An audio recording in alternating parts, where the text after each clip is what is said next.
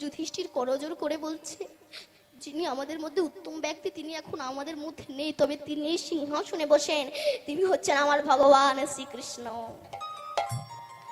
মালাটা দিন, আমি রেখে দিচ্ছি সিংহাসনে, তিনি আসলে আমি তানার গলায় পরিয়ে দেব, বলবো যে নারদ ঋষি পাঠিয়েছেন।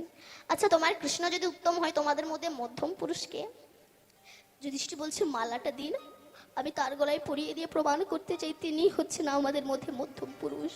এই বলে নারদ ঋষির হাত থেকে ওই গোলাপ ফুলের মালাটা নিয়ে নারদ ঋষির গলায় জড়িয়ে দিয়ে বলছে, আমার ভগবান হচ্ছে উত্তম পুরুষ, আর আপনি হচ্ছেন আমাদের মধ্যে মধ্যম পুরুষ।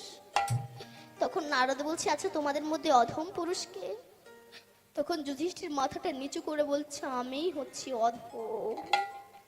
তাইকে ছোট হতে হবে, তাই বলছে, ত্রিনাদপি শুনিছেন তরুণেব সহিষ্ণুরা অমানীন মানদেন কীর্তনিয়া সদা হরে নিতাই গৌর সিদ্ধনাথ প্রেমানন্দে হরি হরি বল।